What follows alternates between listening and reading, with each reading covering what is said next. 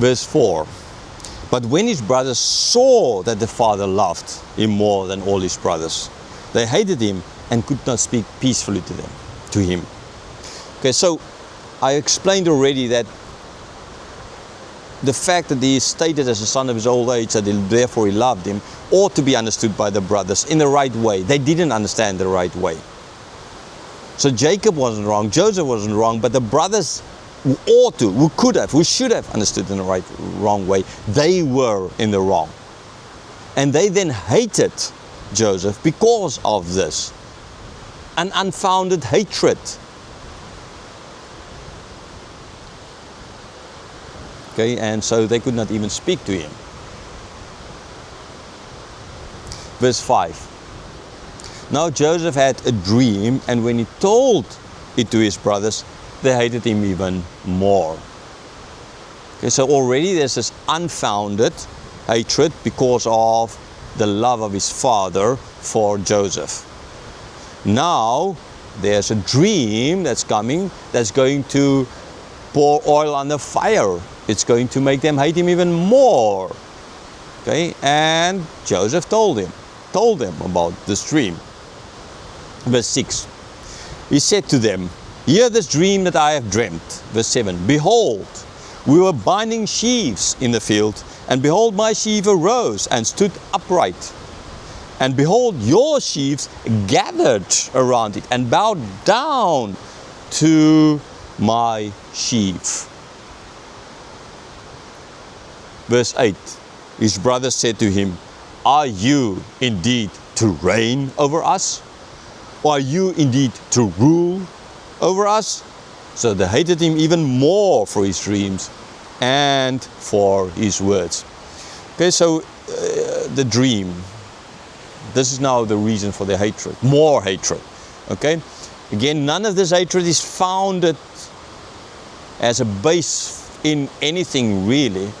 It's their hearts. Their hearts are the problem. Not Jacob loving Joseph more, not the robe of colors.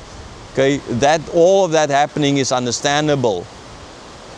Their hatred is therefore in themselves, and now it's growing because of this dream. And in this dream, so the sheaves, they're all bowing down, and they clearly understood what this means. We are going to what? You are going to reign over us? We're going to bow down before you? Yeah, Joseph, get out of here. You are the youngest. What the hell do you think you are? Okay? It's not enough that our father loved you more, and yeah, loved therefore your mother more, but now she's dead. Right? Not those reasons. You want, the 11th, reign over us?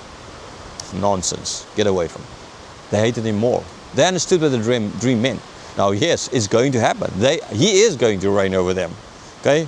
God keeps his side of the bargain. God keeps his word always. Okay? But that made them then hate him even more. Make them harder against them. And the hatred stronger against them.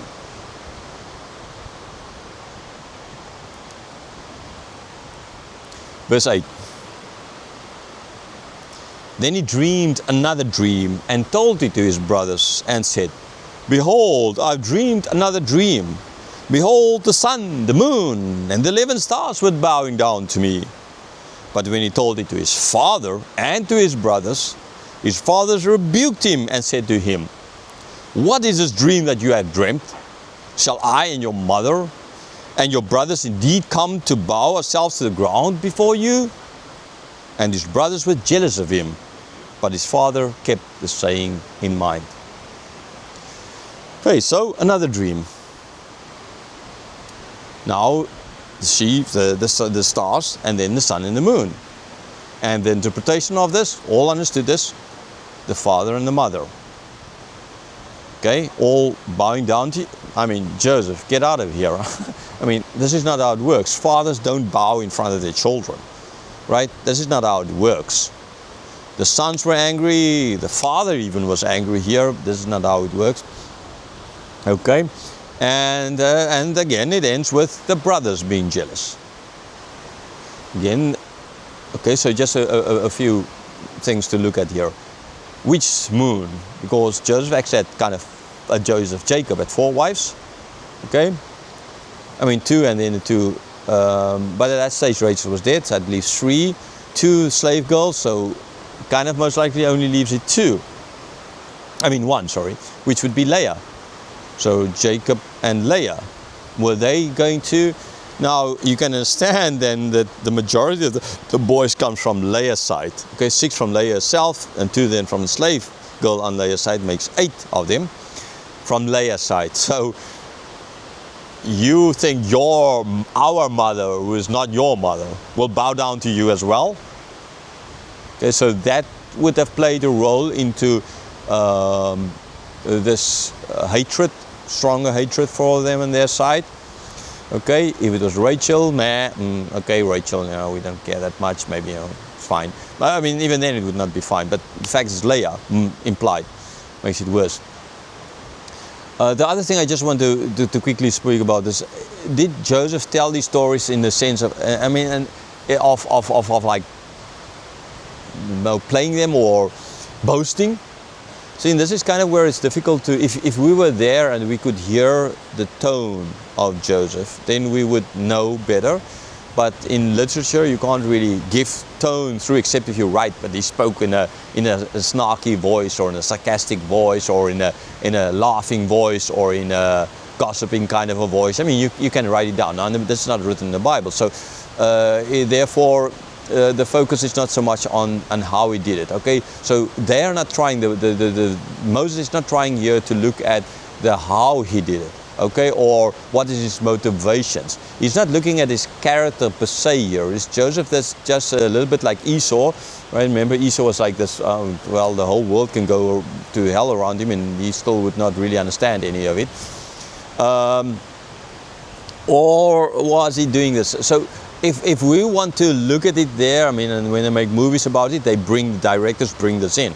Okay, so there are different ways how you can interpret this. If Joseph said this in like a "I'm better than you" kind of, then this is, look at, I had this dream.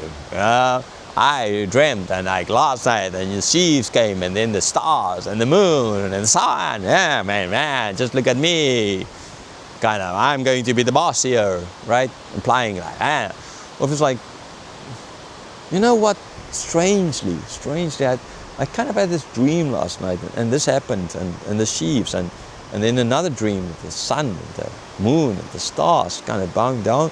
I don't really understand it. I mean, it's like, help me to understand. Can you see there's a huge difference in the way I told it now? It is a big difference in the one hand he thinks himself better, and the other hand he's just like, he's confused and he's trying to understand.